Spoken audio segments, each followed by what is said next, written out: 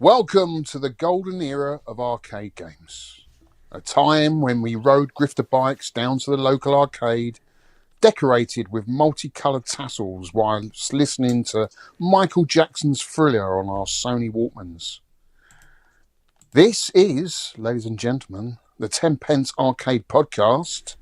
I'm Alex Crowley, and joining me today is my beautiful Adonis, the bald-headed biscuit maze muncher, Mr. Sean Holly. Happy New Year, my friend. Happy New Year to you, mate. Have you had a good as Christmas as I have had? Yes. It was How very can you chill. tell? Mine probably better than yours. Well, how can I tell? By looking at you, I can't. Maybe we can compare gifts. Oh, yeah, I didn't get a lot. You didn't get a lot. Did Santa not come and visit you? No, as a family, we don't buy each other gifts anymore because it was just stupid things like socks and candles and... You always need socks, Sean. You always need a pair of socks. Actually, I did get I got some Pac-Man. It was a set. It was a Pac-Man, Tetris, Mario, and some other famous guy socks. So Yes. I can wear them. But yeah, you got to have socks.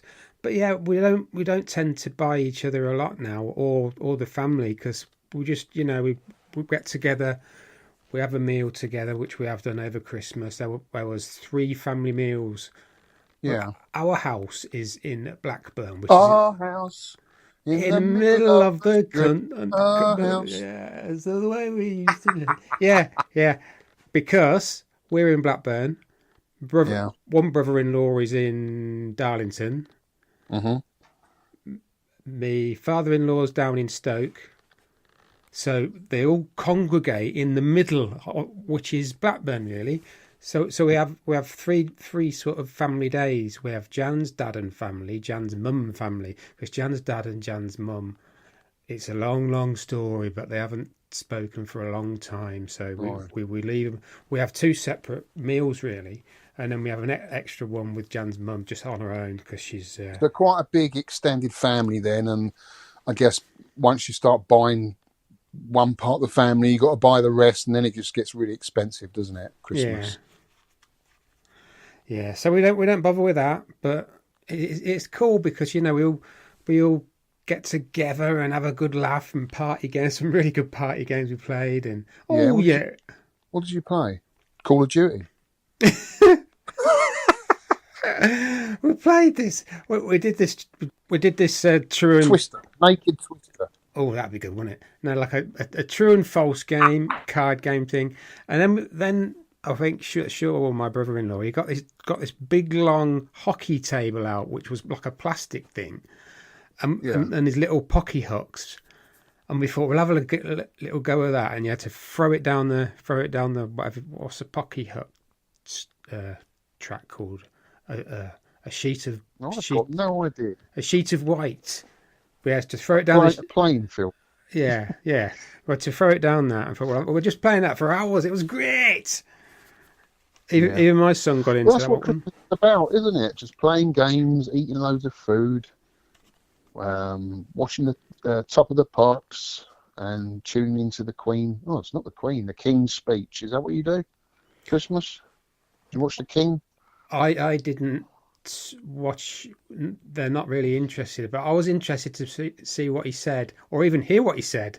So I listened to it. I watched it about a day later. Yeah. I watched a few early episodes of Ain't Our Hot Mum. Remember that? Ain't Our Hot Mum? Yeah. And what was the other thing I watched? Wizard of Oz. Oh, the original. Over Christmas. Yeah, it's always original. But yeah, Ain't Our Hot Mum. You can't beat that on Christmas Day. Yeah, I suppose so. Slight delay there in your laughter there, Sean. You don't get my dry humour sometimes, do you? I'm just thinking. I didn't really. I didn't watch any TV over Christmas. Did you not? No. We didn't. Well, I'll tell you what we have been doing. We have been watching Stranger Things from season 1. Oh yeah. With the kids. but we didn't. They wanted to watch it, so we thought, we'll start it all again, and it's been great actually, just going back and rewatching it from the beginning. And we're only just got up to date this week with season 5, so that's been a great watch over Christmas. Binge watching all of that. But yeah, what else did you get up to then, mate? Oh, lots on here. Yeah. We had a house reorganised. We took 2 tip loads of rubbish out of the shed and under the stairs, and I tell you what, I got rid of my rusty old bike. I used to cycle to work when I worked in Blackburn, and it was like a 2-mile round trip. I must have been 4 miles. I must have been pretty fit then, and I sort of went downhill, but I'm back to fitness now. So I did that.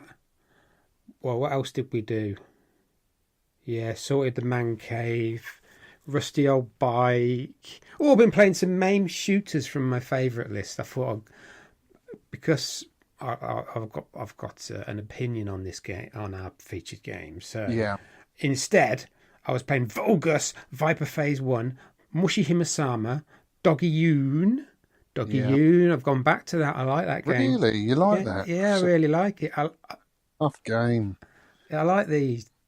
There's no smart bomb, but there's a speeder where you can speed under the bullets, and I like that.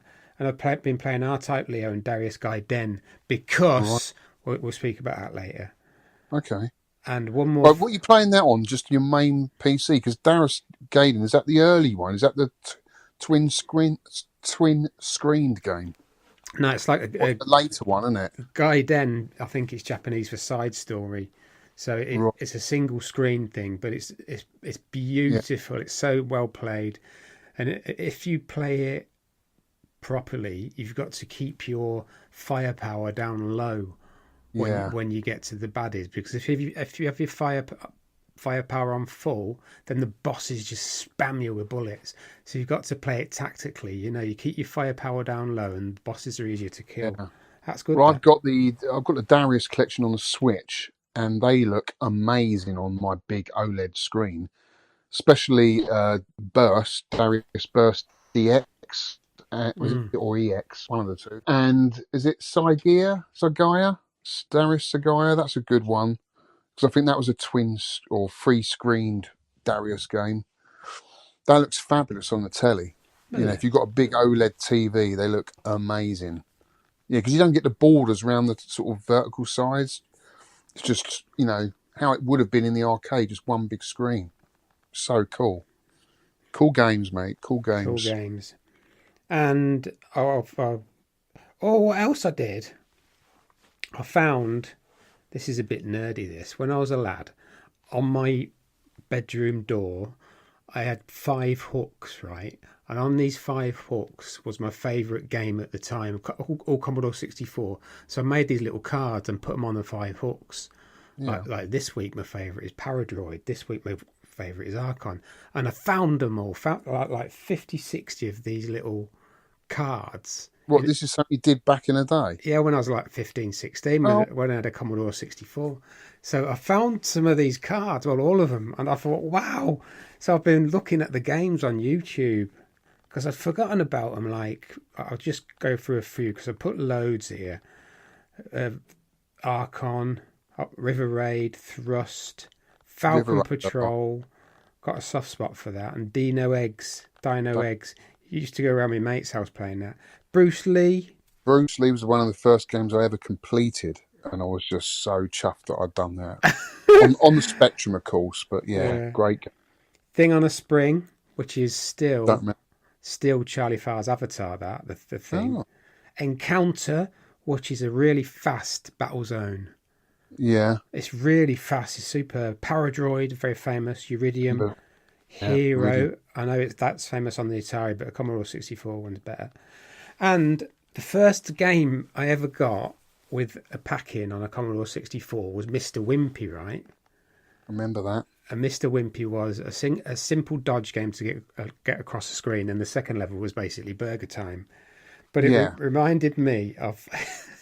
I don't know if you've mentioned this, the Wimpy Walkaway that we used to do in Wellingborough. The restaurant chain, Wimpy. Yeah, so how did they get the license for that? I mean, it's a weird game to get a license from a burger chain. And It, Wimpy's are still going today, aren't they? yeah, it was massive back then though. But Yeah. but the one in Wellingborough where I grew up near Northamptonshire, it was on a mezzanine floor. So you'd go up to the mezzanine floor, you'd have your Wimpy, and then you'd put it down and you just run down the mezzanine floor and not pay. And we called it the Wimpy Walkaway. Oh my God, you're bad boys. You're Um, bad boys. You never I play.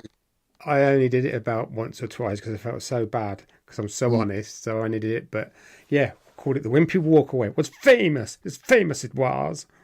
They were quite nice restaurants, though. They were a lot more chilled and more of a relaxed environment than McDonald's because everyone just goes to McDonald's, eats their food, and gets out.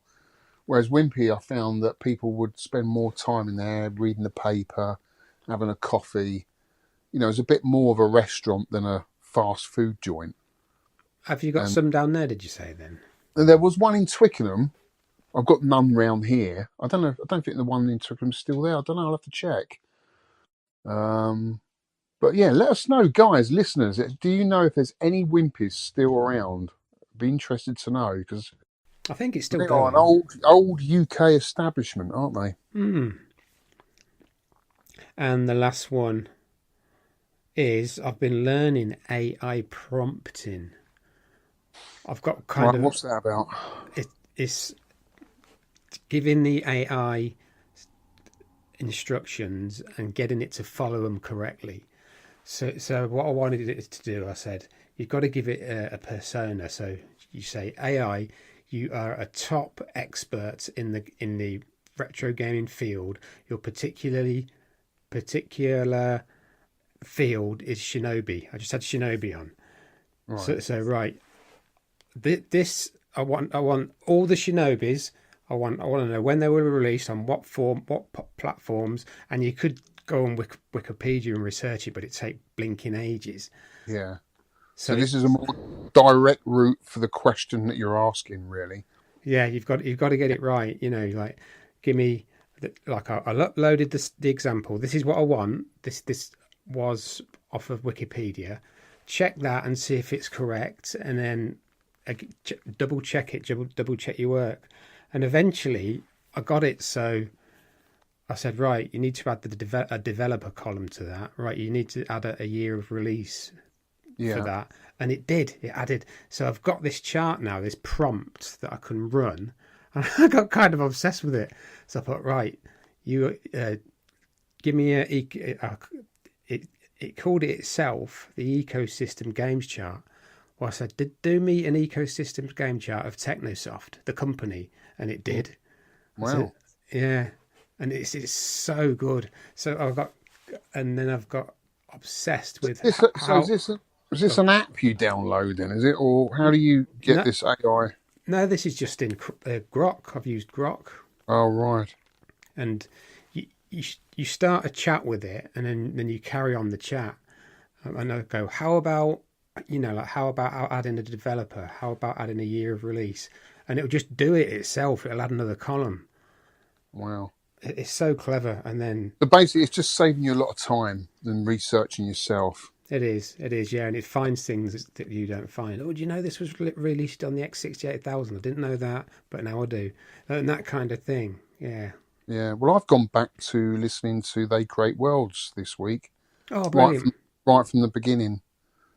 Yeah, so I've just listened to the history of Sega, which is quite interesting. How they started out as a distributor, because they changed the laws in America where they couldn't sell certain stuff, so they had to sell or export to, Japan or military bases where they could use them there and stuff like that. And that's how it all kind of started. Very interesting. They're great podcasts to listen to. If you haven't, you've listened to them, haven't you? Loads, yeah. Yeah, really good. But you forget because the guy is just a hive of information, isn't he? I don't know how he stores all that in his head for so long. So yeah, occasionally I go back and listen to them. And I listened to the Atari one today. That was really good. Fascinating, really. Yeah, incredible podcast to listen to. Yeah, they create words. We put a link in the show notes. Yeah, I've picked through the arcade ones, but I sometimes go through if there's something like something will come up like Diablo. I thought, right, yeah, I'm vaguely aware of the game, but I want to, and you learn so much about it yeah, and stuff like yeah. that, don't you? It's great. I wish I'd just do a bit more British stuff because they could do Electrocoin. There's so many big players in the UK that they haven't touched on yet. I just wish they'd do more of that. It is much more of a sort of US emphasis, isn't it, on a lot of those companies?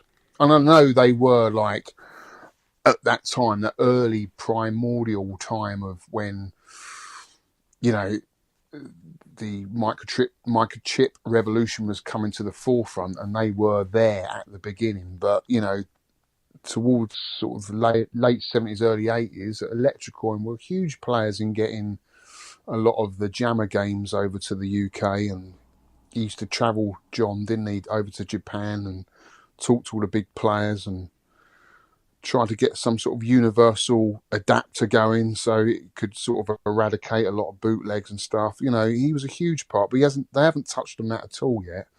Hopefully he will. But yeah, great podcast. So cool. Go on. Is that it, mate? It is. I've been busy really, and also obviously a lot of house cleanup, a lot of Yeah. sorting out the man cave, getting rid of all the stuff out of there, under the stairs to the tip. Oh yes, I feel cleansed. I feel No. I feel cleansed. All that rubbish chucked out, Mm-hmm. and make way for new rubbish. That's it. Bye. Right, sorry, I've been waffling for too long. Go on. All right, mate. Well, I've had a crappy week or so because the weather has been so bad.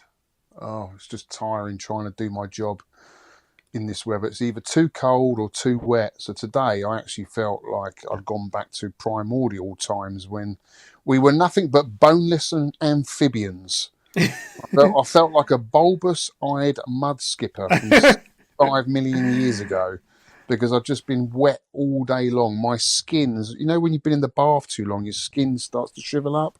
Yeah. I've just been in and out of the rain all day. It's just got to me today, absolutely soaking wet. So I'm a bit tired, but we're going to get through this podcast. We've got a lot to talk about.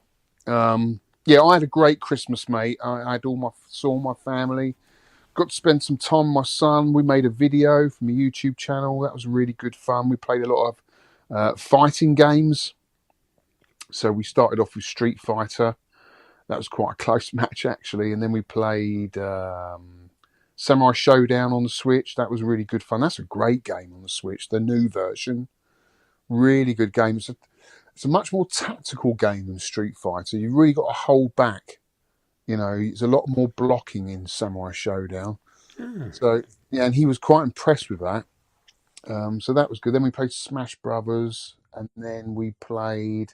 Well, I tried to get Mark of the Wolves working, but it kept coming up with this game does not work in your region or something. No, it wasn't quite like that. It was something else. I thought it just needed a clean. I cleaned and cleaned and cleaned the car. It still wouldn't work. And then someone left a message in my YouTube video to say, change the region. And I thought, well, it's not a Japanese car. So anyway, I did. I went in there, changed the region, and it worked straight away. So I had to change it to USA, which I didn't know about. So that was a bit odd. Never had that before, but I was really pleased to get it working because that's an expensive car. And a really good game. Have you played Mark of the Wolves, Sean?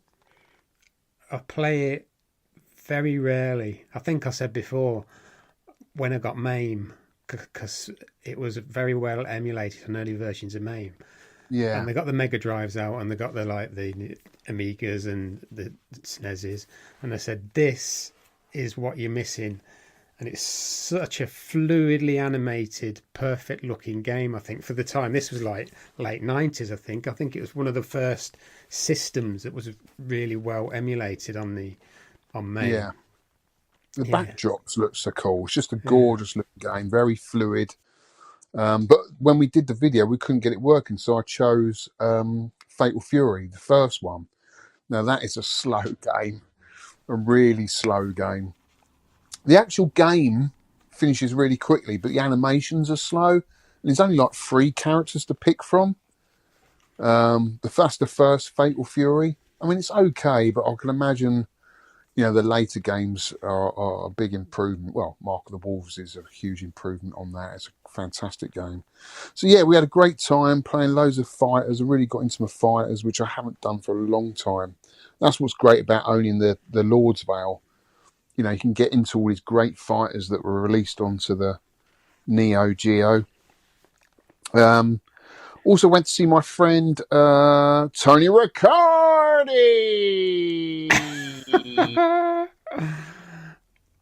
Went over to his house. Got invited over to his house to film a video and to shoot some pool. We had a game of pool, which was great. And we just basically, Ed came as well. Got to say a huge thank you to Ed for coming over and filming it. We just played some pool and just chatted arcade stuff around a pool table while shooting some pool, which is actually sounds like really boring, but actually it's a really good fun video. Just backwards and forwards talking arcade stuff, Had a few drinks in his bar. Yeah, it's really nice to see Tony in his setup. Really nice guy. Would have been better if you were actually in a pool, like a swimming, like a pool in his back garden. Did have a jacuzzi, but I didn't want to say anything. Yeah. So I've done that. So that was good fun. I've been really getting back into my YouTube and actually everything really, social media. So I've set up a new Facebook page, guys, if you want to check out what I'm up to, what I've been up to, because I've got a bit of a history when it comes to being in this hobby. I mean, it goes back 17 years now since I've really been into it, seriously collecting. I mean, I've always been a collector. I've always collected games all my life, but seriously doing YouTube and collecting arcade games 17 years now. And there's loads of old photographs of cabs I've picked up, raids I've been on, events I've been to. I'm putting all my photographs on my new Facebook page with links to videos that I've done in the past as well. So people can go back there, delve into my history and just catch up. And it's been great because the response I've had has been amazing.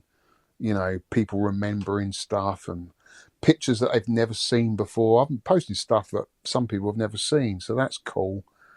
And really getting back into YouTube. I've got some good plans for this year. I've actually got about 8 game room tours lined up for this year. Have you?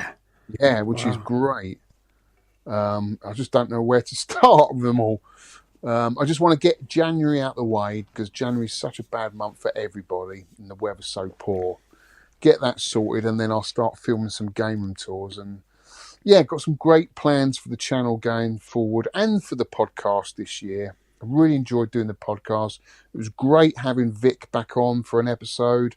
Maybe he can come back, for a special every now and again. And yeah, it's just great doing it with you, Sean. I really enjoy it. More than ever, I've kind of, I don't know, as the year went on last year, I've enjoyed it more and more. I've got more and more back into it. And at the moment, I can say I'm really loving it. Yeah, me too. Yeah. Enjoying it, It's just great fun. And I've got a few other mates I've been playing some games with and doing some high score challenges with. Some other YouTubers. We've been playing Rambo 3 on the Mega Drive. So we pick a game. Each one of us picks a game. We play it for a week and have a lot of high score competition just for a week. It's not public. It's just in a WhatsApp group with other YouTubers. So we played Rambo 3 on the Mega Drive, which I've got a lot of nostalgia for, but having played it for the high score competition, it's crap. It's a crap game. It's totally broken. It's a broken game. I was really disappointed with it because there's bits in it where there's glitches in it where you get stuck. It's just an awful, awful game to play now. So yeah, that wasn't much fun. Batlantis, return to that. That was my pick. You've done this for the podcast, haven't you? Yeah, like a Scramble clone thing, kind of. No, Batlantis. No, you're thinking of Mariner. Yeah. Oh, yeah. Batlantis is like a Space Invaders game, but you're in a castle top, and you're shooting orcs and ogres that are coming up towards you, and they try and get over the castle walls to get you. And there's like an level. You have played it, because I checked the podcast list. It's a tough game. It's a frustrating game. It's like there's a lot down to luck, I think, in the game sometimes. It's just, and the hit detection on is just terrible. You've got a big, hitbox, which makes it really difficult. But the guys had never played it before. They really enjoyed it. We're playing Commando this week, which has been really hard to go back to. My God, is that a tough game? God. What, the arcade version? Yeah. God, it's hard, isn't it? And I actually went back and listened to your and Vic's episode of that. Vic hated it, didn't he? I listened to it yesterday. He absolutely hated it, didn't he? And I can see why. Because you can get stuck behind trees and walls and stuff. It's not the most fluid of shooters, is it? No, I think Charlie Farr said it right when he said you've got to keep moving forward. Just keep moving forward. The second you stop, you get overwhelmed by bullets. Yeah. And do that little waggle turnaround, he said in the podcast. Yeah. There's someone behind you. You've got to quickly 360 on the joystick, then carry on up. But that's easy said than done. It is a tiring game, and it don't give you arcade hand, that game. Bloody tough one. I've also been playing Resident Evil Village on the PS5. I really enjoyed the beginning of it, but I'm starting to get a bit bogged down in it now. I haven't played it for a week. Street Fighter 6 on the PS5.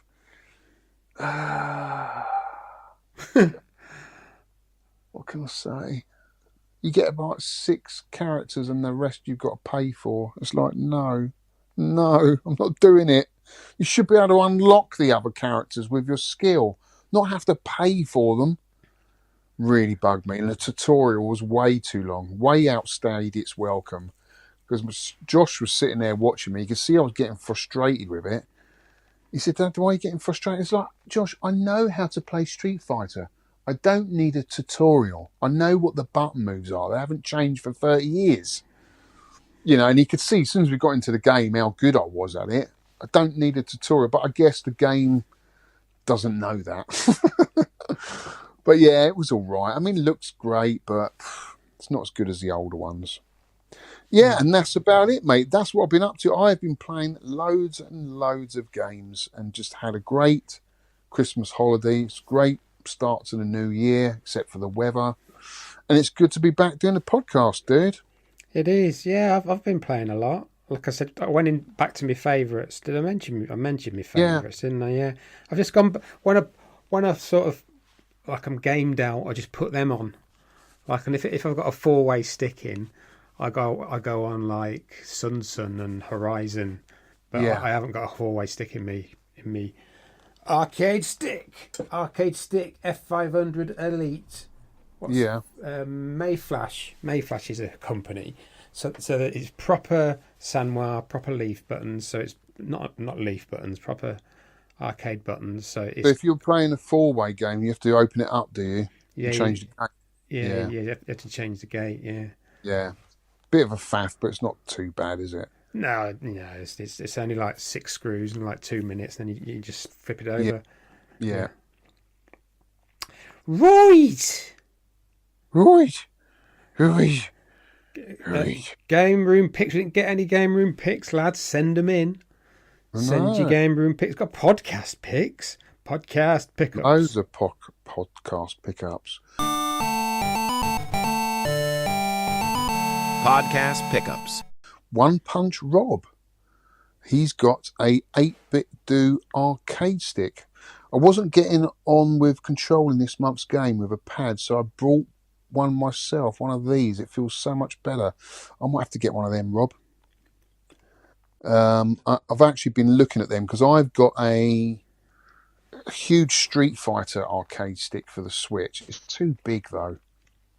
I want something a bit smaller. Something like that would do me.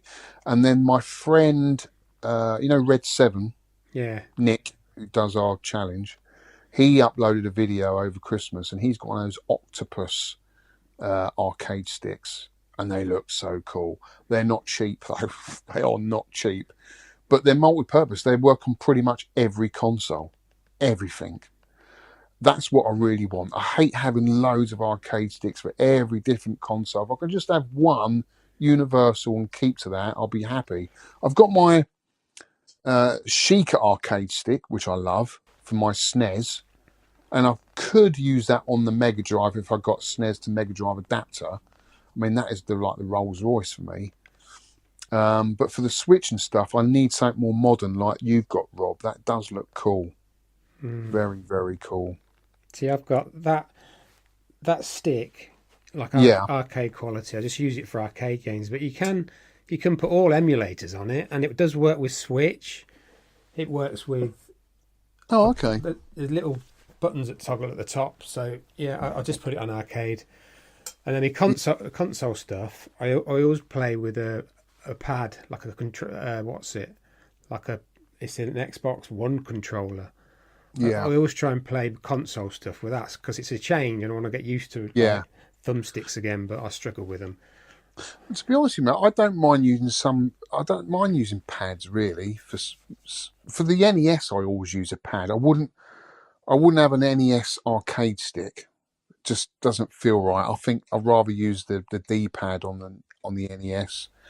And the SNES as well, I'll use the controller. I mean, especially for Street Fighter, it's great. That controller is just perfect. The shoulder buttons are just in the right place. Fits in your hand perfectly. It's just a great controller. It is my favourite controller, the SNES pad. I love it. And it's quite good at horizontal shooters, especially like when playing Axlay with the SNES pad. You can just do those tiny little movements of the ship, just tapping on that D-pad. It's perfect. Really, really cool. I've got some pickups, Sean. I've got one more there. I've got Konami Shooters Hardcore Gaming 101 book. Oh yes, it's just a PDF. I've got the two other shooters, and I thought, why is there no gradius and stuff in it? And because why don't you get the book? The book's cool. It's like £20, isn't it? I just thought I'd get the PDF because it's like £6. So that's decent. So that had a load of Salamander stuff in, which I could use for the description of the game. Because I thought, looking at these other two hardcore gaming books, I thought there's no gradius in it. That is weird, but it's all saved for this book. Konami Shooters. Konami Shooters, yeah. There's a few different shooter books from Hardcore 101. I'll have to get them out and show you. They're nice because they're not too big. Not like these big coffee table books which take up so much space. They're small enough, and they've got enough detail and enough information about the games. Whereas a lot of these other books are just pictures, aren't they? A lot of the time. Yeah, I've got the Hardcore Gaming Shooting Books 1 and 2 paperback. So that they're really good. Yeah, there's really good descriptions on stuff, and it's really well written. Yeah, so I'll read them. Well, I got some lovely pickups just before Christmas. I got Pocky and Rocky, aka Kiki Kai Kai, for the Super Nintendo. I love that game. I've loved this game for so many years now. Have you played it? No, you've mentioned it, haven't you? Yeah, it's like where it changes from sort of horizontal to vertical. It's an 8-way shooter, but it's cutesy feudal Japan. Is the best I can describe it, really, with loads of really cutesy little bosses going on. It's a great little game, really good game. 1 and 2 are on the Super Nintendo. They didn't get released onto the Mega Drive. But the original Kiki Kai Kai came out in the arcades. Have you done that for the podcast? I don't believe you have you? No. Future game, maybe. Yeah. Good little game. Smash TV, I got for Super Nintendo. That's a great port on the Super Nintendo. It is, yeah. I had on the SNES. I got one of them joysticks. Instead of the controller, it was quite small. It's all right, and you could on Smash TV you could use the D-pad as like the other Yes, the gun. joystick. It says twin sticks. It's a twin stick game, isn't it? But playing it on the SNES, you've got the buttons layout and the D-pad is just sort of twin sticks, really, and it works really well. It works really well. It's really intuitive, I think. Yeah. So yeah, got those. I got a food fight operator's manual from my good friend Ollie, aka Alpha One. Thanks for that, mate. That will come in handy because I do plan to change the joystick out. It's got a very unique joystick, food fight. I think they call it a hall stick. And it looks quite complicated when you open the control panel up. I thought, oh my God, I've got to take this apart. Because I've got a NOS one in a bag. Because the one I've got on there is a bit floppy, a bit loosey-goosey. So I want to change that out. So having this operator's manual is a godsend because it literally shows you how the joystick's put together. Look at that operator's manual. So cool. And I got, for Christmas, this was a lovely gift from my partner Nush. She brought me an Atari decanter set. Sean, look at that. That does look cool. Isn't it cool? I know it's not made by Atari, but it's got the Atari logo on it. And the actual whiskey decanter is in the shape of a joystick. The C40, is it the C40? C40? Yeah. So it's quite difficult to put the whiskey in it because you need a funnel. It just goes everywhere. But once it's in there, it's great. It's really cool. Lovely gift that was for Christmas. Oh, that's nice. And I also picked up, that arrived yesterday actually, my Metal Slug Tactics. Now, I do like a tactic game. I'm a huge fan of Julian Gollop, who I managed to meet, I think it was at Revival 2017, 18, somewhere around there. He created some of the first turn-based tactical games on the Sinclair Spectrum. Chaos, Rebel Star, what was the other one he did? UFO, Enemy Unknown. So he was like the godfather of those games. Not that this game's got anything to do with him, but it's in that kind of genre. It's that kind of games. But it's got a Metal Slug theme to it, which I thought, being a Neo Geo fan, would be great. So I don't know what it's like yet, but look at the cover. Box art's really cool. It is That's good. Metal Slug Tactics on the Nintendo Switch. So I should be looking forward to getting into that. Have you got a Switch 2 yet? No, I'm not interested, Sean. You know. No, I was listening to Retro Asylum. Was it today or yesterday? Big shout out to the Retro Asylum guys. Love those guys. I think it was... Who is it? Rob? Not Rob. The Liverpudlian guy. Steve. Steve. How can I forget you, Steve? He works for Sony, doesn't he? He brought one, and it lasted a couple of weeks, and he took it back because a lot of the games were actually running slower on it. A lot of the retro games are running slower, which is ridiculous. You know, you're just better off playing it on the original Switch and on the Switch 2. And there's no real games on it like have come out for it yet that I'm really that bothered about. I'm a huge Metroid fan, but I only like the 2D Metroids. I'm not a fan of the 3D ones. The Donkey Kong game looks okay, but I'm not going to spend, what is it, 400 quid on a new console just to play that? I don't know, it's expensive, isn't it? And at the moment, I'm really enjoying just playing arcade games, 16-bit games, 8-bit games. You know, I do play the modern game. Like I say, I played the Resident Evil Village.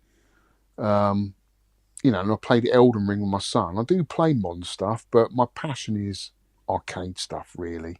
You know, but I don't want to be one of these miserable old gits who's not interested in anything modern, because I generally do like modern games. It's just they're so time consuming, and the thought of spending a whole year playing one game is just a bit too much for me. You know, some of them just outstay their welcome a little bit too long. They're just too big. I think a 30, 40, 50-hour game is enough for me, and then I get bored. But anyway, that is my pickups, mate. Moving on now to shout-outs. Friendly shout-outs. Right, I don't go on Facebook really. I go on to post the podcast scores and sometimes a YouTube video, but I've not done many of them lately. But I saw on it that Sean Tagster has moved back to the UK. Really? Yeah, why, mate? You kept that quiet? Yeah, what was the reason? I'd love to meet up soon with Sean. Yeah, definitely. Yeah, because he's got the same birthday as me, 10th of November, and the same name. Yeah. So, Well, imagine coming back now, this weather that we've got yeah, to the UK after from Australia. Yeah. Had he been out there long then, do you know, Sean? Yeah, like maybe 10 years, I would guess. Wow. I'll have to get on to him. Yeah. Yeah, I'll reach out to him. Well, hopefully he's coming to the Kong Off meet. Let's have a shout out to that. That again is in, what was it, February the 14th, 15th? 3rd of May. Oh, is it May? Okay, Yeah, we're a long way May. off to get then. Well, not that far, but another couple of months. That's the Kong Off at the Arcade Club. Hopefully Sean will be there for that. And anyone else that's going to come along, I'm going to film the whole event on the day, which would be good, and interview some of the guys that are playing, which would be cool. So yeah, I'm going to shout out Ed, who's been my cameraman on a lot of my videos. Big shout out to Ed. Thanks for doing all the camera work, mate. I really do appreciate it. It makes a huge difference to the vids. And I also want to shout out Ollie, aka Alpha One, who's always helping me source PCBs, games, and operating manuals. He's just the man. But cheers for that, dude. Right, feedback. Listener feedback. Niall Bullet, Dr. Goggles. What a cool name that is. I'm Niall Bullet, Mr. Bullet, from the Steve McQueen film. Good to hear Vic's curmudgeonly tones again, yeah? And Steve Powell, welcome back, Vic. So it went down well, that podcast, didn't it? It was a good little interjection, Yes. interspersing. One of them three. Yeah, it was one of them. Yeah. Yes. No, it just felt natural, didn't it? It just felt natural having Vic back. Yeah, it did. We all gel so well. I guess the only apology would be our sound quality was a bit poor, because we did struggle with that, didn't we, for a bit, getting the quality right. Yeah, we ended up, I think, I found something called Clean Feed, which was audio only, and it was really good quality, but it was, we got the echo off of it, and I think it was out because you don't wear headphones, do you? So you speak. No. So it was sort of echoing your voice, and we couldn't sort it out. And then I remembered, I think, when we recorded on WhatsApp. Yeah. And that went pretty well. But I think we were struggling with Vic's voice sounded good, but ours kept dropping out, didn't it? And mine was a bit muffled. So I think what I might do going forward when we get future guests on is to pay for the Streamlabs, because I think the quality on that's supposed to be really good. So, but anyway, it was a thoroughly enjoyable podcast. Just sorry about the sound quality, but we will improve for next one, guys. Next up is Jason Barber. He says, great podcast as ever. Thanks for making me a member of the team. 10 pence. Very proud. Made my Christmas. I can now justify to my wife how creating the outro using AI was worthwhile after all. Much better use of my time than repairing the fence or weeding the garden. He did that at the 10 pence arcade. He did that. Yeah. Yeah, it's clever, isn't it? Very clever. Very clever. Very clever is AI. I like it. Rygar, congrats on another superlative podcast, gents, and very well done indeed to Mr. Berserker for his stunning victory in this year's High Score League. Awesome result, Mr. B. We're not worthy. Hope you and the listeners have a great Christmas and a happy Hogmanay, Scottish. All the best for 2026. Cool. Dave Doran. Happy New Year, guys. Love the podcast. Davey boy. Dominic Coddington. Thanks for the hard work and keeping the podcast going. John McLean says, Happy New Year. Happy New Year, dude. Is this stuff off of your YouTube channel, Yeah. isn't it? Oh, brilliant. David, retro games played badly. Not my usual rambling comments as I'm currently ironing. we all have our bit to do at Christmas. Look forward to seeing you, the Buggy Boy. Hope you have a great Christmas. What are you ironing, Dave? That's what I want to know. Do you iron your socks? Oh, yeah. Arcade, Cab and Bud. Thanks, lads. Enjoyed very much.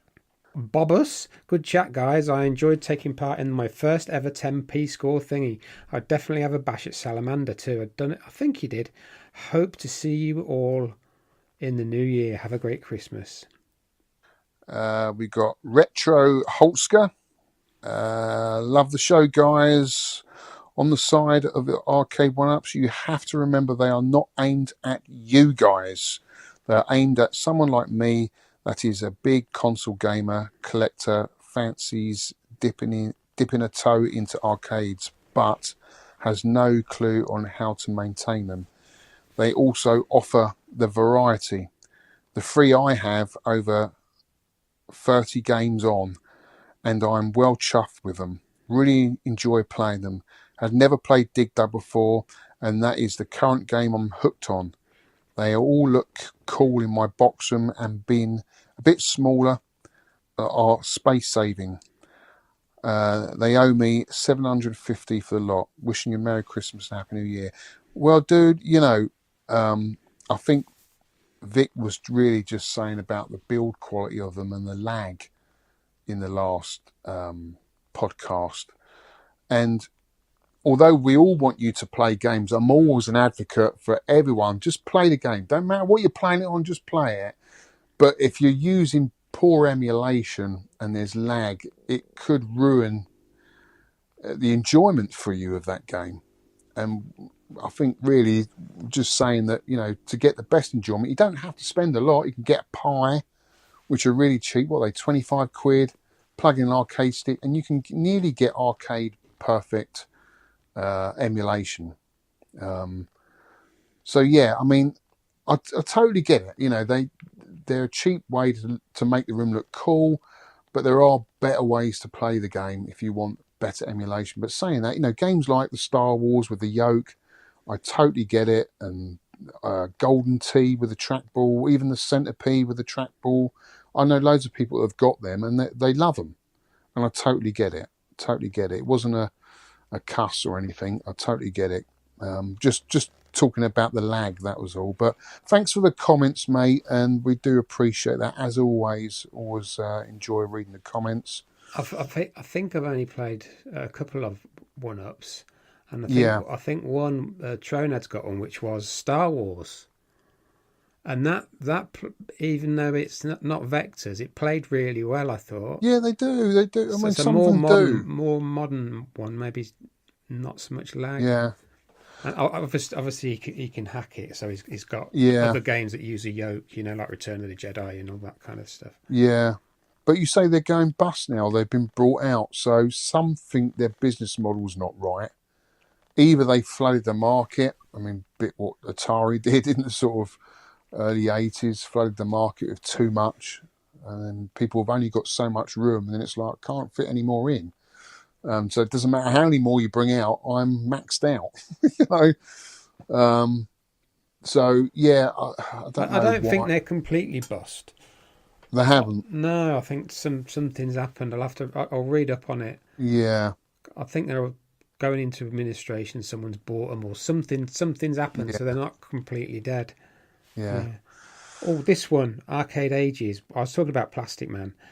I saw Plastic Man in the 90s as a teenager. His music label, Plus 8 Records, is from London, Canada, where I grew up. Parties hosted by Area 51 in reference to both the secret military base and London's 519 telephone area code. Ooh, yeah, like I saw him in 2018, I think. And we were going on about just a flashy, a guy behind a laptop with a flashy screen behind him. That's mad, isn't it? Yeah. But it was a good atmosphere when I went. Well, that's cool. You've shared that memory with someone and they remembered it. That's really cool. That's what it's all about. Carl Moore. Hi, Biscuits, Sean and Al. long-time listener to 10 Pence. Always look forward to listening to the latest podcast and learning more about other featured arcade games from the older episodes in between. Finally got round to submitting a score this month for the Konami classic Salamander. Had to cut short by a few days as I've substituted a week in front of the Mister for a week of Crazy Golf and Grand Canaria. Here's my thoughts on this month's game. Salamander. Graphics. Very well done overall, with attractive, bold bosses. Some of the collision detections seemed a bit questionable at times, maybe just me. Sound. Never particularly outstanding, especially when compared to the cheesy tunes and pew-pews of last month's Prehistoric Isle 2. However, pleasant enough overall. Did anyone else confuse the speech when approaching the bosses with Freddy Krueger's is penetrating our force field? What? I didn't know. I didn't get the connection. Gameplay. He says, credit to Konami for giving us a blend of horizontal and vertical levels. I would agree. Was that one of the first games to do that? I'm not sure. Did Sidearms do it? No, you did Sidearms Did do it? Section Z did it. That's it. That's the one where you went up. Yeah. Section Is that Z, earlier, though? I don't know. Yeah, definitely. The bosses themselves are quite easy, I thought. Yes, they were, once you knew where to be. But the skill and memory required to complete each level was just about right for a low-level gamer such as myself. He gives it an overall score out of 8 to 10 Ps out of 10. Wow. And there's your score. Bloody hell. Is that 545,000? Yeah, it's a great score, isn't it? So, wow. Well, yeah, we're getting to that later on. He's got a Mister set up there as well. Look, Sean. He's got the proper setup. Yeah, he's got the Mister. It looks like a PC case. It's obviously got a Mister in it. Mm. Yeah, it's very, very well done, that. So I don't know what's in the case. Maybe a cooler or some other gubbins. Yeah. And then an arcade stick.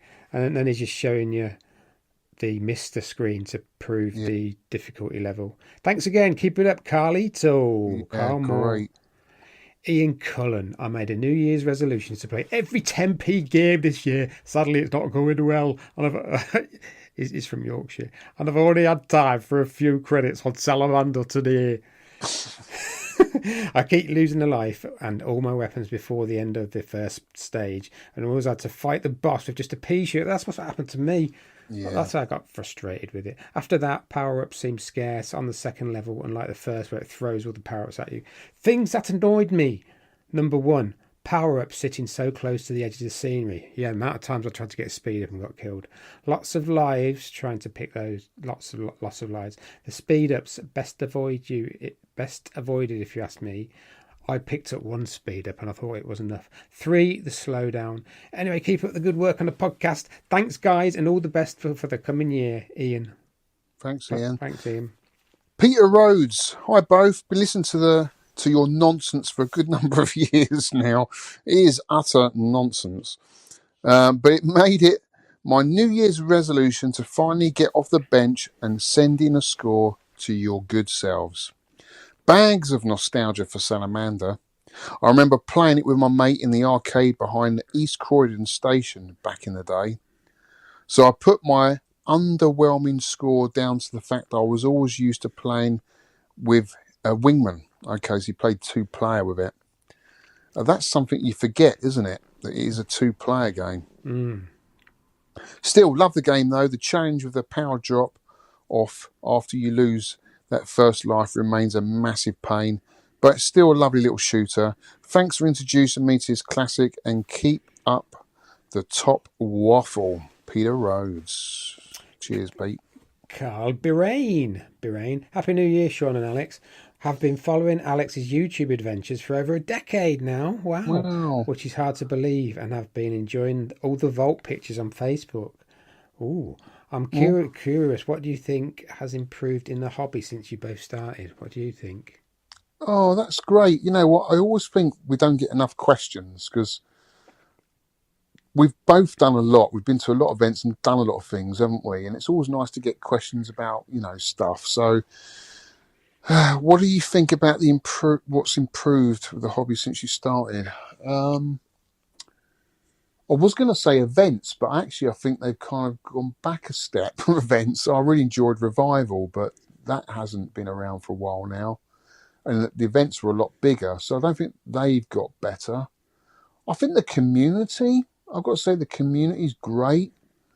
And obviously the games that are getting released now, you get a lot of retro, I hate the word inspired because they're not inspired, they're just either platform games or shooting games from that 2D era. You're getting a lot of those type of games being released onto the Mega Drive, Neo Geo. Lots of. It's almost gone back to sort of like the early bedroom coders, where there's so many different people making games now for the Vectrex, Commodore 64. I mean, the community is huge. I mean, if you've got like events especially dedicated to like Crash, it just shows you how big retro is. So I think the community's better than it's ever been. What do you think, Sean? Yeah, I think the big thing for me is obviously meeting everybody. Like I travel to all the events north and south, so I've got friends all over. But I think the emulation, Yeah, from what it was, like I remember like getting the original MAME, which had like 8 games with it, Pac-Man and Matrax and a couple of others. But the emulation, even without your Misters and your Raspberry Pis, yeah, I like them. The MAME emulation is absolutely brilliant. yeah, And how could you get them? Like, because now there's Tronads does a build for me, which is I think it's 10,000 games, arcade games. It strips out all the not suitable for work, all the gambling, all the casino, strips all that out. Wow, that's a job in itself. Yeah, and you couldn't do that before, and Yeah, you can have like a front end. I yeah, just use the MAME's own front end. I always have because it's just yeah, dead easy to use, and you've got save states. You've got like everything about emulation has improved. Like yeah. even this And Mister. consoles, yeah, with consoles, computers. Like 10 years ago, you couldn't get it. You couldn't. There was No, that. it was There, and it was a faff, wasn't it, to do 10 years yeah, ago? there was a System 22. There's one called Rain. There was different Yeah, emulators you have to put on for different things. yeah, But yeah. yeah, yeah, definitely the emulation. Especially when the hardware's getting so old and temperamental now. I mean, I had a Final Fight and a RoboCop that I picked up from I can't remember where now. It was a raid somewhere, and they were working. They stopped working this year. I gave them to Mark to repair, and he said both of them, the custom chips have gone in them. So they're only good for spares and repairs now, really, which is a shame, But and it sort of does question whether I should have any PCBs at all.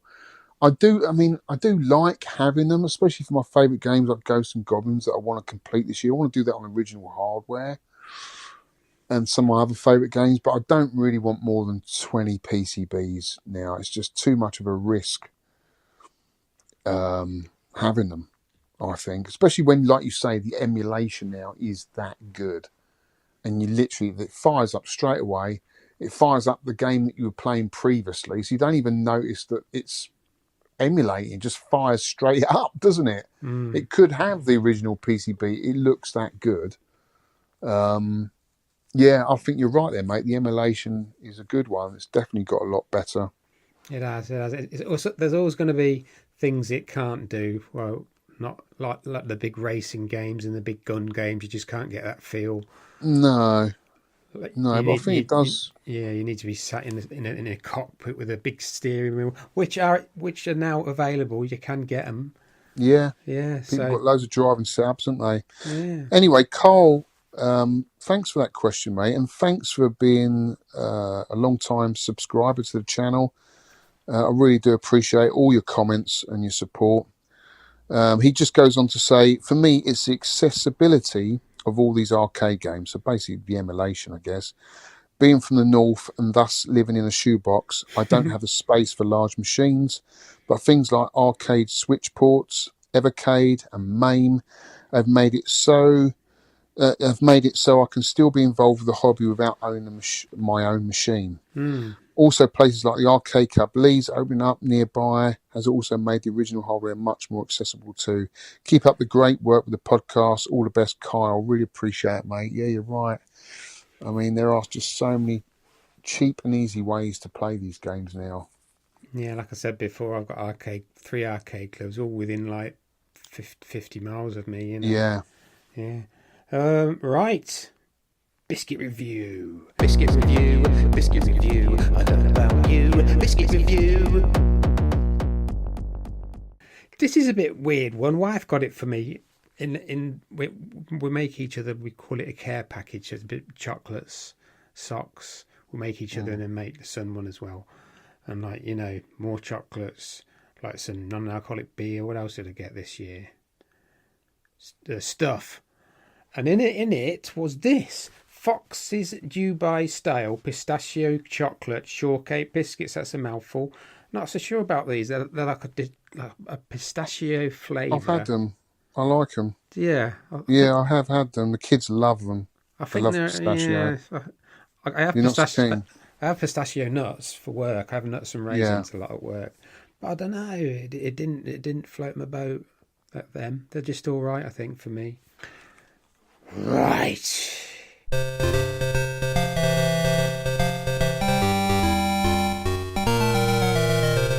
Musical memories. This has been brilliant, this, for me. Yes. For Musical me. memories. It's a musical journey. It's a musical journey. That's what I love about this podcast, because I wouldn't have gone back to these. Right. This is a great year, by the way. 1986. Oh, my God. I mean, there's so much music of this year that I was listening to. I just couldn't list it all. There's just so much. This is July 1986. Go for it, Sean. What was you listening to? Right, I don't know if it was July, but it's 1986. Africa Bambaataa and the Soul Sonic. Yep, I love that. Planet Rock. That was on Electro. Yeah. Was it 7 or 8, something like that? I was going to ask you if you were breakdancing to that. I was trying to. I was breakdancing, mate. Yeah, I used to do loads of breakdancing. And looking for the perfect beat. That I've just listened to these as well. Africa Bambaataa and Soul Sonic Force, looking for the perfect beat. This is before I discovered, right, about a couple of years later, when I got getting into craft work, I thought, I recognise that beat. I recognise that tune. Yes. So they've copied Africa Bambaataa, but it's the other way around. They copied Kraftwerk with. Do you remember the video for that with the broomstick? Yes. It was out of breakdance. Was it breakdancing Boogaloo? Yeah, it was that Sure it Tour was. de France. Was it Tour de France? The start to it. It was in the film Breakdance Electric Boogaloo. That was the film. Great movie. I mean, wow. I must have watched that a million times back in the day. I loved that movie. So that was before I discovered they were copying Kraftwerk. I think they got into a bit of trouble and they had to remake the beat again on their own hardware. And one other, which I've listened to again today, this knocked my socks off, this album. I absolutely love it. And I played it in the car today and it still holds up. This is when Depeche Mode were going a bit dark. Depeche Mode, Black Celebration. Brilliant, mate. They're one of my favourite bands. I was listening to them today, mate. Awesome. Well, yeah, I was as well. Oh, yeah, I listened to them today.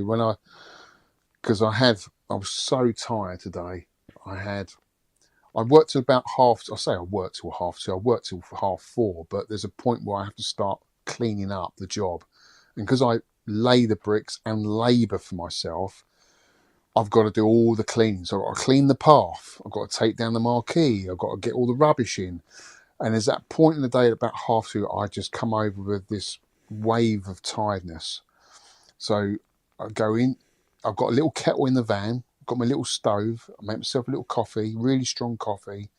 And then I go, right, get into gear. How do we get into gear? Because I was listening to podcasts all day as I was building the wall, listening to the 10 Pence and They Create Worlds. And I thought, I need some music. So I pumped up some Depeche Mode, drunk coffee, 2 sugars, and I was like, right, now I can do this. Because it was raining as well. I knew I was going to get soaking wet. I had to clean the path, everything all on my own. And I just thought, this is the only way to do it. You have to just get pumped up. And Depeche Mode is the perfect music for that. So yeah, great choices there, mate. I remember all of them. Really, really good. Black Celebration stripped, and Yeah. It Doesn't Matter too. And Well, do you want to know the charts? I've got the chart top 10 now.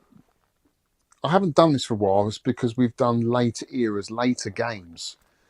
And to be honest with you, the charts from sort of late 90s are unrecognisable for me. I don't know anyone in it. For me, the charts were all about in the 80s. 70s, 80s, and you could argue even earlier than that. But for us, our era, it's the 80s. So I'm going to do the top 10 countdown of July 1986. You'll recognise a lot here. So going down at number 10, we've got the House Martins with Happy Hour. oh yeah. Do you remember that? Yeah. That got to number 3 in the charts.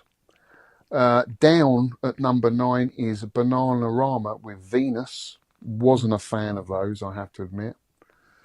Going up at number 8 is Hollywood and Beyond. What's the Colour of Money?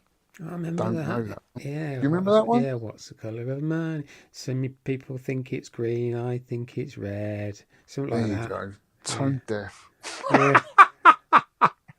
Yeah. I'm not the best singer, as you could tell. Going up at number 7, Stan Ridgway, Camouflage. Oh yeah.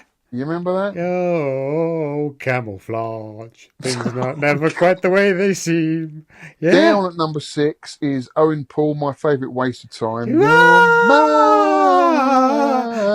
my favourite waste of time. Oh my God. It's supposed to be a harmony, Sean. Oh yeah. Right, stop that. We're going to turn all the listeners off otherwise. Yeah, go on. Up at number 5 is UB40, Sing Our Own Song. Don't know that one. I'll probably know it if I hear it. So, yeah. Here's a good one.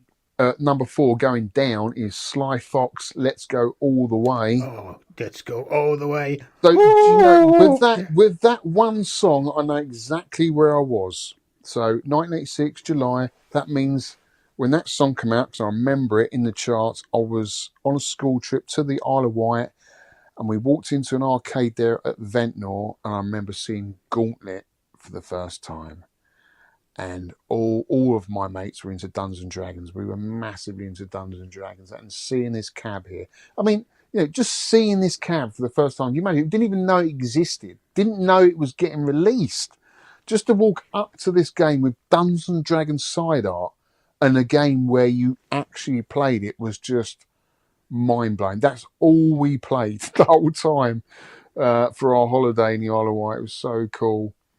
And that song just jogs all those memories. Moving on. At number 3, going down is Rod Stewart, Every Beat of My Heart.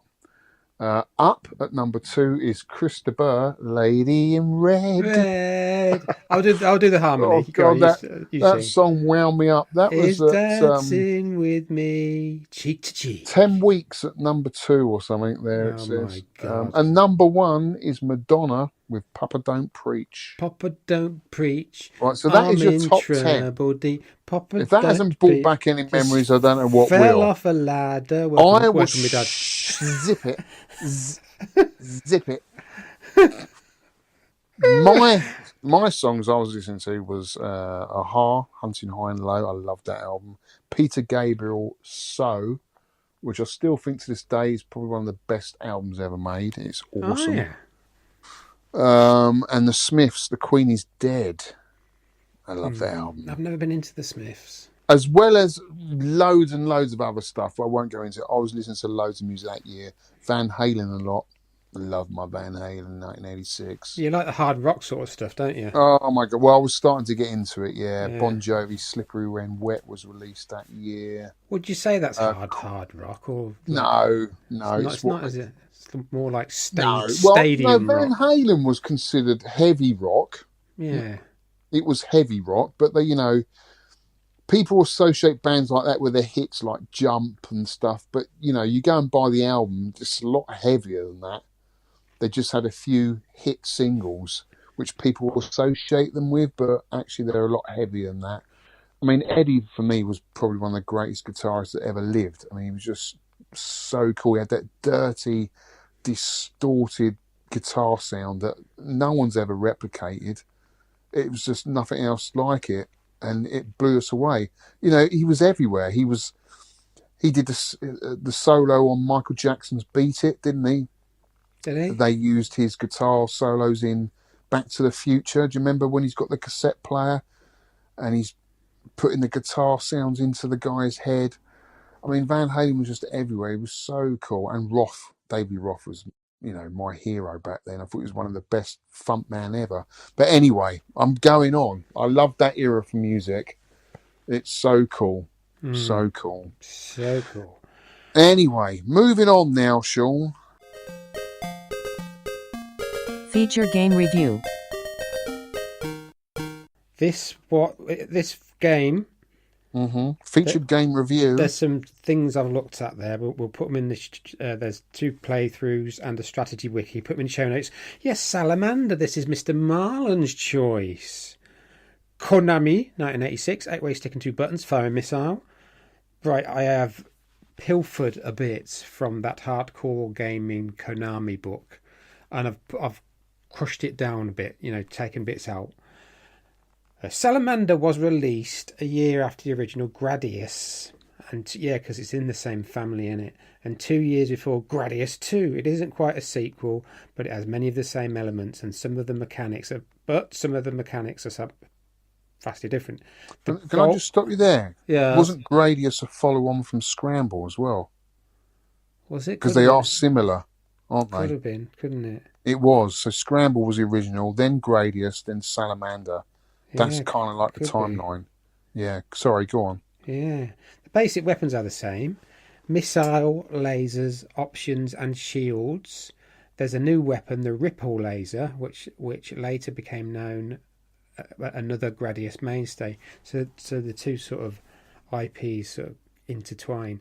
There's a synthesized voice that announces the name. That's quite cool, isn't it? The names of the weapons. So you got speed up. There's only 6, so it's nice and simple. Speed up. Missile, multiple. That's where you can have multiple lasers or multiple ripple lasers. Then the force field, which you can shove on the front of your ship, which can. Do you know what's better then, the laser or the rippled laser? Do you think? It depends what bad where you are. Yeah, right. I preferred the blue laser because it's more accurate. Yeah. Right, the biggest difference is how these weapons are obtained. The weapon selection bar has been removed, but it is still in the Japanese version. Where you that annoyed me. Yes, I know, the little boxes at the bottom. Go along, collect so many, whatever they were, and then you press the button quickly and get like your double or whatever. The enemies simply leave behind random power-ups and you can pick them up instead. 6 stages in total. Right, I've cut this right down. The first stage takes place in a huge biological monster where you fly past a set of chomping teeth and into its body. The second stage is a vertically and horizontally. It's quite not unique, but it has been done before. Second stage is a vertically scrolling asteroid field and introduces a recurring enemy, the Tetran, which is similar to Big Core Boss from Gradius. But it has 4 multi-segmented arms. Oh, that spinny arm thing. Third stage, this is one that got me until I watched a playthrough, and then understood it. It's too late then. Heavily resembles the first area of Gradius, complete with the same graphical style. 5th stage is another vertically scrolling asteroid field. 6th stage is the enemy base. We have to fight a whole wave of Gradius ship bosses. Got nowhere near that before facing off against some leaping Moe heads. That's the Easter Island heads. Like in all the main Gradius games, the boss, a big red orb called the Zelos Force, is defenseless, but the screen continues to scroll forward when you reach it. Don't kill it before it scrolls off the screen. If you don't kill it, you have to do this whole stage again. After killing it, the scrolling speeds up, and you need to maneuver through a tight set of corridors before you can escape. This is what hardcore gaming thinks. The graphics are impressive, especially for 1986, and it's amazing to see the artistic advances within a single year. It is really. It's very good graphics, I think, but it sort of sacrifices the slowdown. The backgrounds are a lot more detailed. Music comes from an FN synthesizer. Soundtrack was composed by Miki Hagashino, who also composed Gradius. No continues available. I thought that was weird. No continues. And putting in an extra quarter will simply add lives. That reminded me of Space Harrier. That where you just keep banging the button, you end up with 20 lives.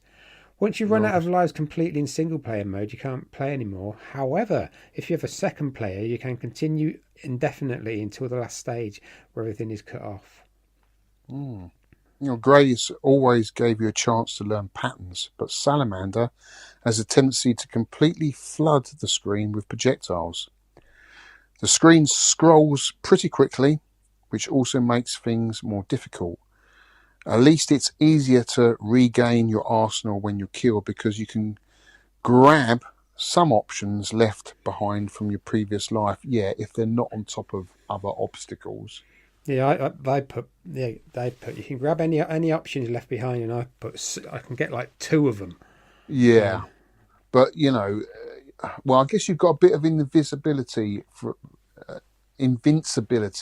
a little short while, haven't you? You can go and grab them, whether they're over something that you normally would kill you. But yeah, it's a mad scramble, isn't it? The story of Life Force. When Salamander was brought to America, Konami had a great idea. What if they took the first level of the game, the one where you fly into the mouth of the huge monster, and turned it into the concept of the entire game? Then they added a brief story screen, changed some of the graphics, and renamed it Life Force.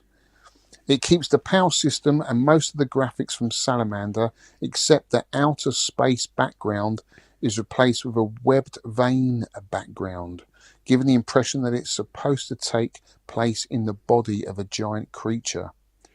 Apparently someone thought that this was so brilliant that they took the concept, applied it even more changes, and re-released it in Japan, also using the name Life Force. How confusing is that? Yeah, the name Salamander is actually a type of Japanese wordplay called adeshi.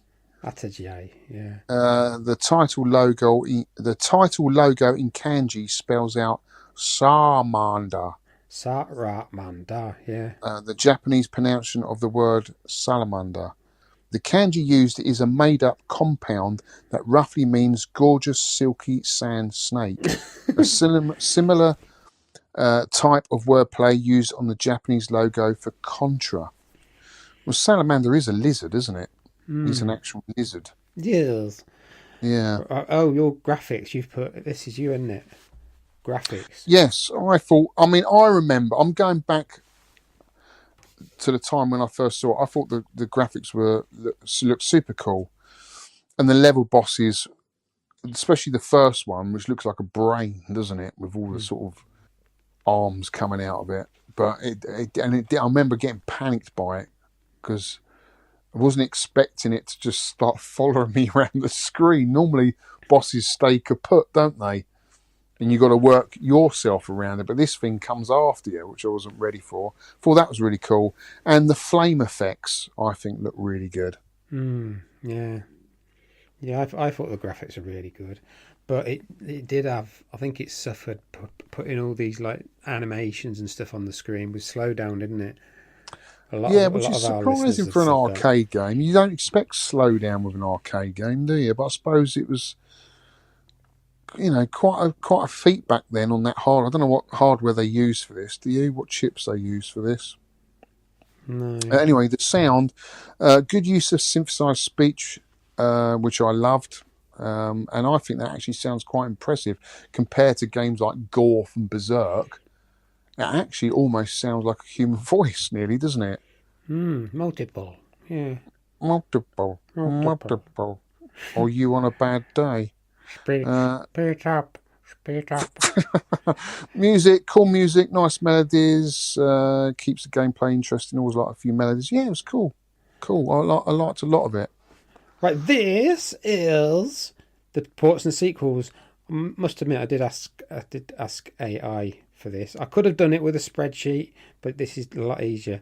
Right, the first release was Salamander, aka Life Force in North America. Very confusing. Japanese title Salamander, released 1986. Developer Konami. It was on all these platforms: NES as Life Force, MSX2, PC Engine, PS1, Saturn, Switch, Arcade Archives, X68000, which apparently was a perfect version, and home computers. Then you got Salamander 2, which was 10 years later.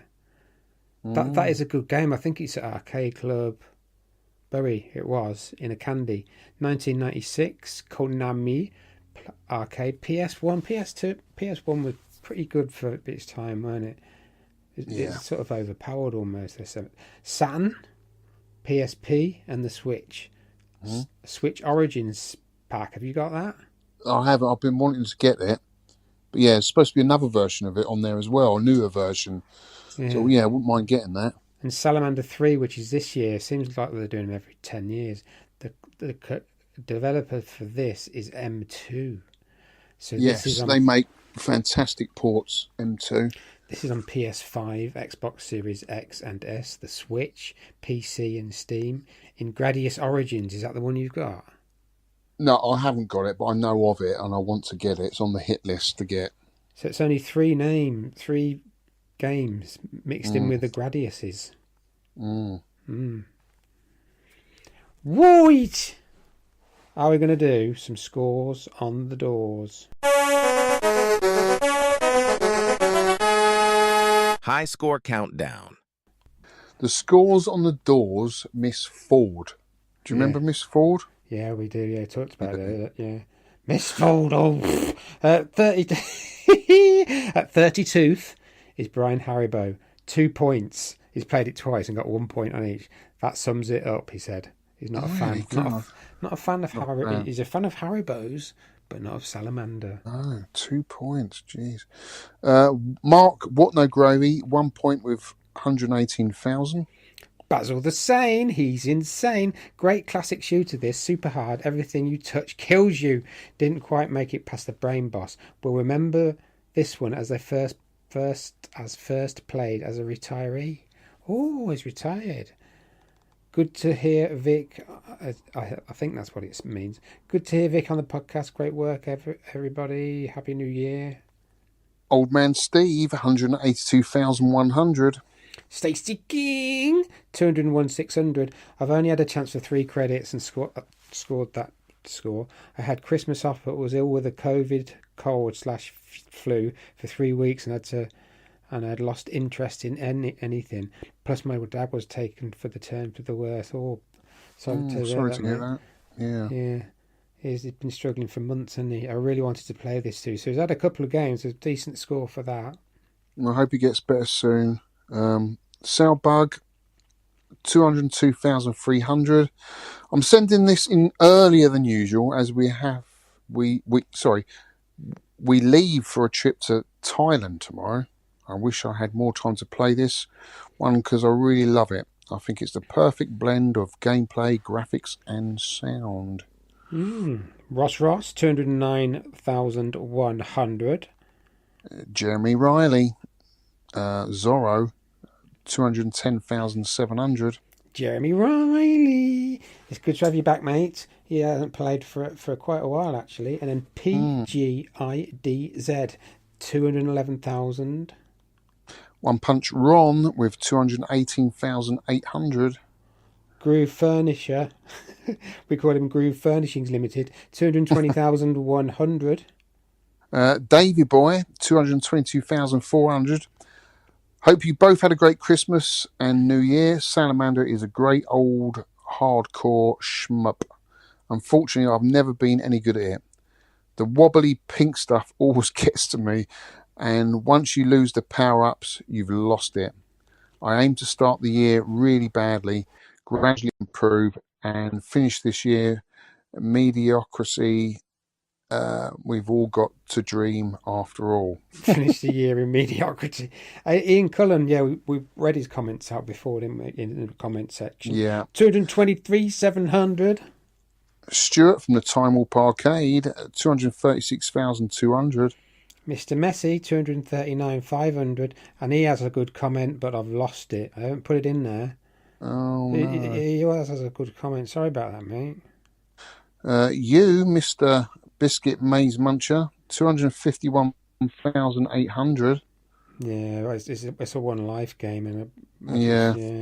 Did you play it much then, or not really? I played it quite a bit, and then I went on to R-Type Leo and Darius Gaiden. I wanted to play a horizontal shooter, and even Prehistoric Isle's really good, isn't it? Prehistoric Isle 2. Yeah, Zestora, 300,900. Peter Rhodes, 307,400. And we've read his comments out in the comment section.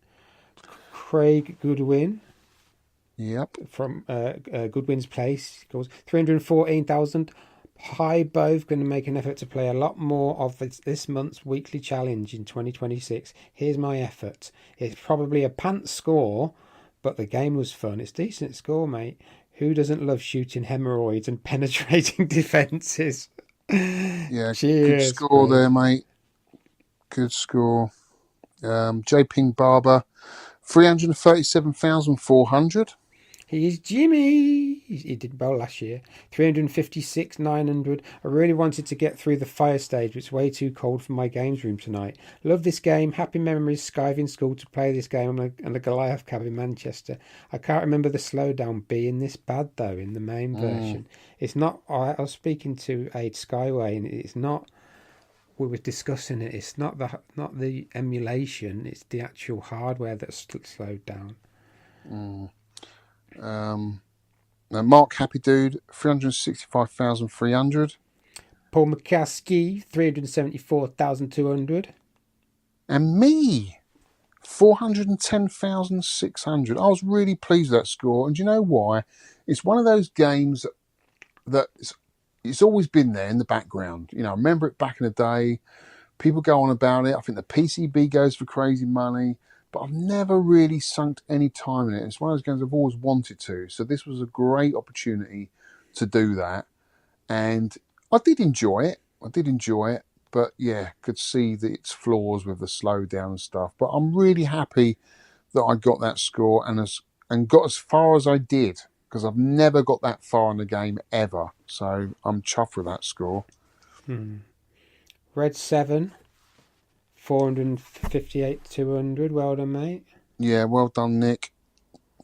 We got Bill Wellham, Stereo Deluxe, 470,600 with 4 points. Aid Skyway 73, 5 points. 476,900. Wasn't ready for the blue bouncy balls. Got past the fiery level. If you're powered up, you can just stay still for a lot of it. Oh, right. Still a lot of slowdown, which spoils the fun. Yeah. Rygar, 5th place, 6 points, 518,100. So close, yet so far. End of level 4 baddie. I know that's what done it for me. That level 4 baddie was just so hard. I did send him a T-shirt, a 10p T-shirt, because he's been the winner for four years straight. And I think I might have sent him a previous T-shirt. I don't know, but he's got a new one anyway. Matt Neo MK, 7 points with 539,800. Morning, Sean Alice. Is it morning? Probably be morning when I'm editing this, maybe. After quite a break from submitting scores, time to jump back in. A nice shooter to start the year, though Vulcan Venture improved this franchise for me. Vulcan Venture's quite cool, isn't it? I'm a fan of this over Nemesis Gradius. Nice visuals and sound, and yes, there is slowdown, but you live with it. It can help. Made it to level 5 for the first time after a short session, so that will do for me. Ooh. Nice score, mate. Number 3, Carlito, Carl Moore. We've already read your comments out, mate, but you got 8 points with 545,300. And then second, Mr. Berserker with 9 points, 579,500. I stand by my previous comment about Salamander. They all have a banter on X. It's excellent. It's non-stop. Yeah. At number 1, this month's winner is Mitsuyama Stephen Bell, 10 points, 711,500. Happy New Year to you and the listeners. My score got me close to the end of stage 6, but I could never complete it. This game has great sound and graphics. The flames on stage 3 look as good today as it did in 1986. It's a shame about the slowdowns. That's what I thought. The flames look awesome, don't they? They really do look cool. Yeah, he's going to be a good. Well, his scores are getting better and better. He's going to be a major. Awesome. He's going to be a major player this year, I think. Right, how many 10p's, mate, would you give this?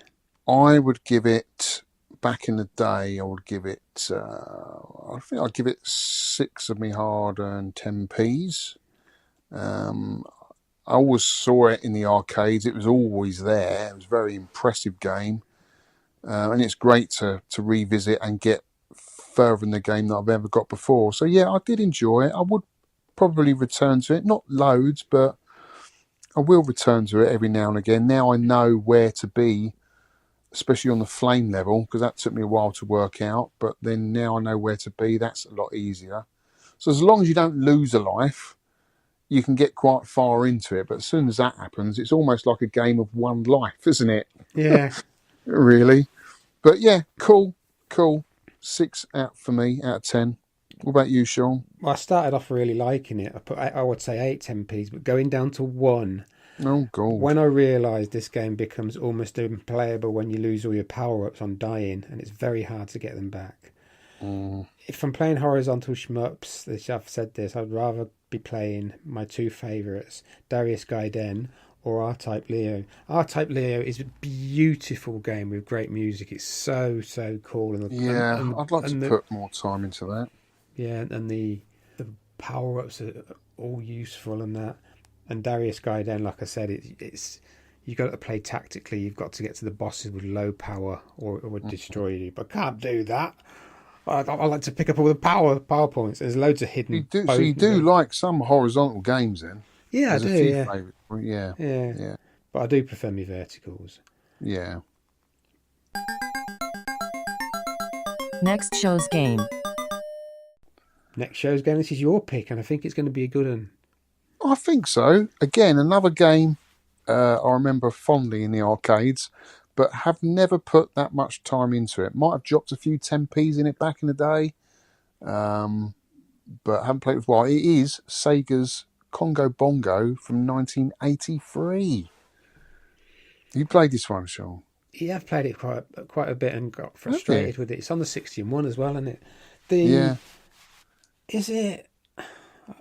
It's not a 4-way, is it? But it's not a. I have to check.